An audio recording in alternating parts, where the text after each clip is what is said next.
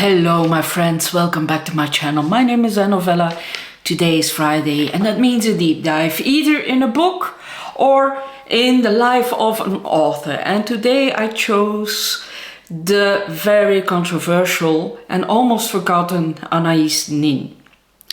Now Anaïs Nin was born around 1907 I believe, or earlier, 1903, it doesn't matter.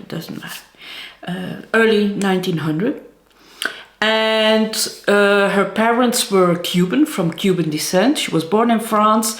Her mother was part Cuban, part French, and her father was part Cuban, part Spanish. She was raised in English, in French and in Spanish, and she had a really troubled upbringing. Her father hated her, he really did. He said to her when she was only a little child, from the age of 7, "You are so ugly, I can't even look at you." And then after, when she was 11, he left her, the family. The war broke out, the First World War, and her mother decided it would be safer to go to New York. So they went to New York, and she stayed her teenage life up to her 20th year there. She met a New York banker, Hugo Geiler, and they sort of fell in love, and they got married. She was only 20. And then Hugo got promoted and he had to work in Paris. So they moved to Paris during the most interesting time in Paris, the Roaring 20s.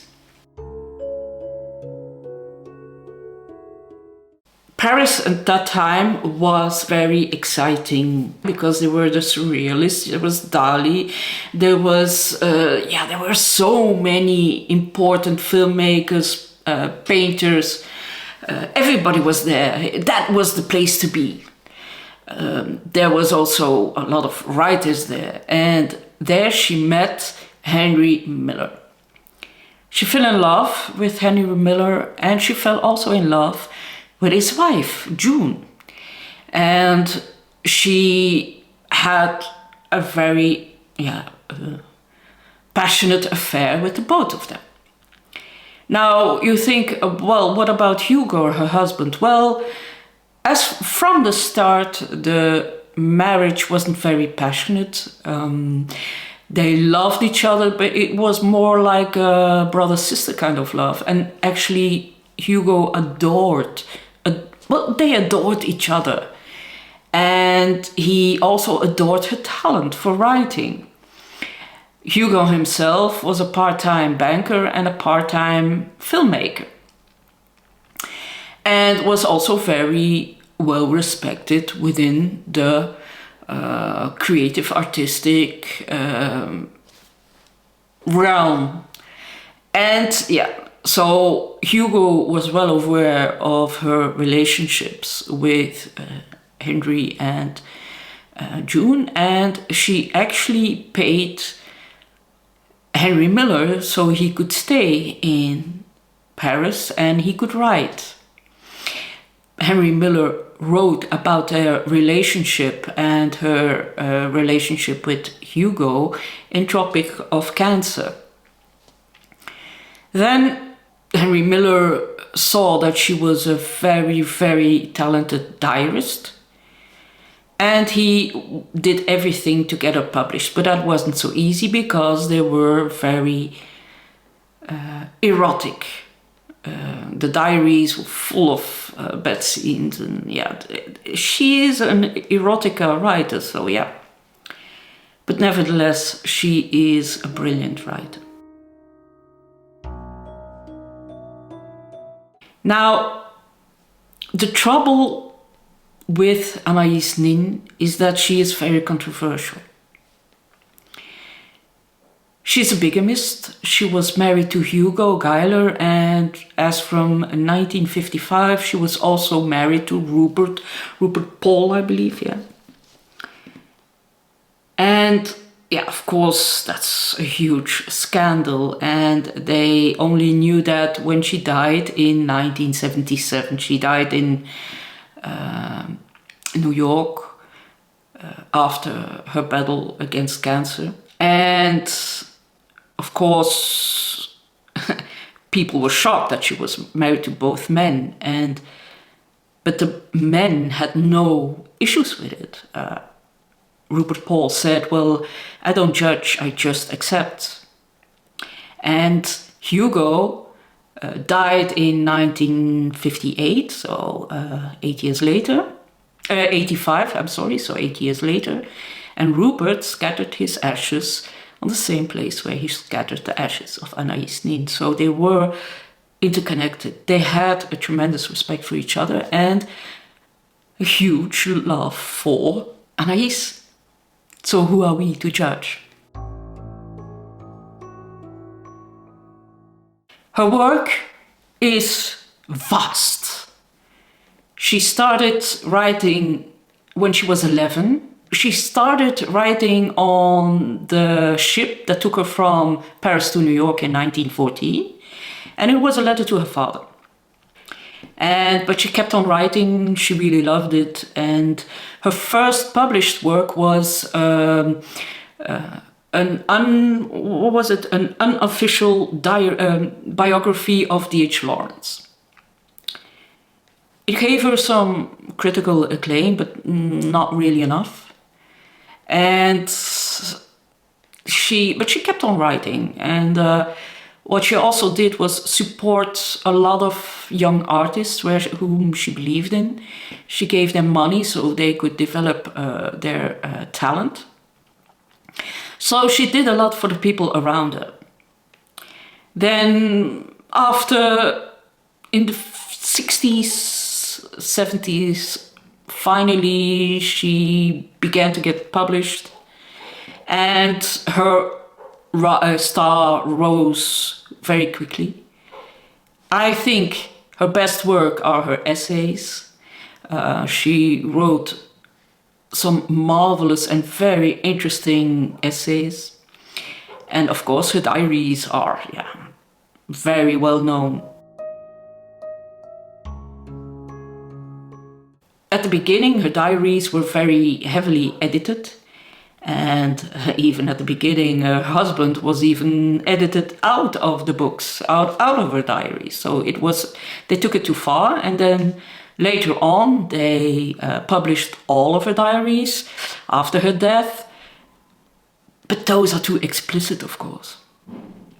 So she took a high flight, and then after her death, up until the early 90s, she was very highly regarded and respected. But then a certain Deirdre Beard wrote a very big biography, and it was just to trash her. It was very, very judgmental and very, vile, very vicious. But then again, it were the 1990s, the early 90s. People weren't ready for the kind of lifestyle that she had. Even now, if you look at Goodreads, the people are often very judgmental. They say you're too lazy, you're too whiny, you use men.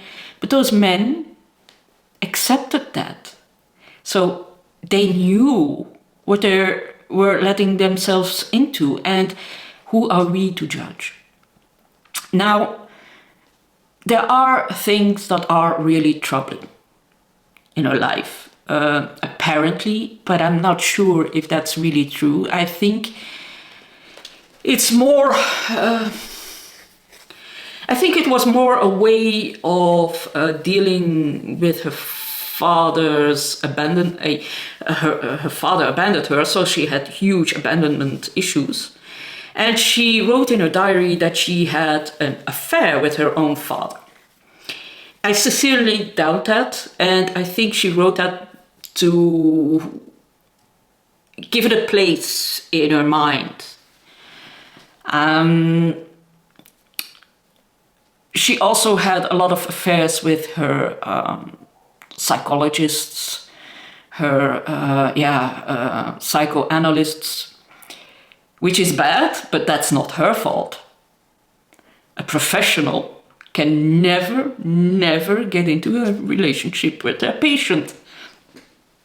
Is that the patient's fault or is that the man's fault? It's the man's fault. It's the professional's fault. And yeah, it's a whole discussion of bigamy. It's a discussion of incest. It's a discussion of also grooming, because she liked younger men. They were shocked that she was 18 or 16 years older than her second husband, Rupert Paul. Although, if she were a man, nobody would talk about it.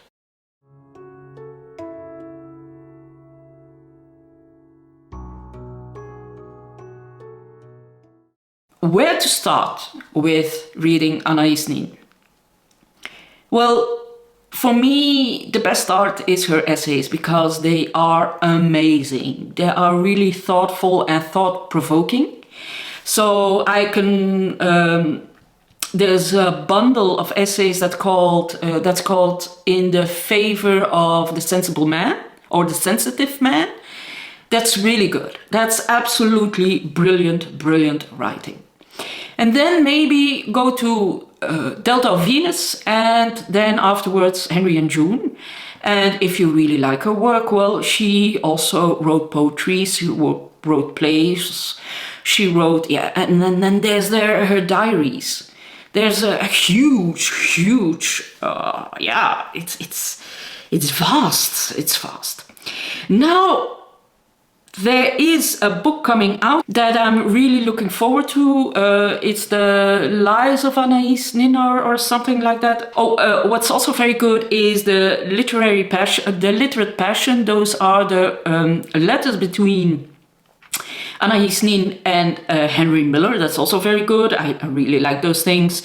So yeah, there's a whole lot of stuff to discover about her.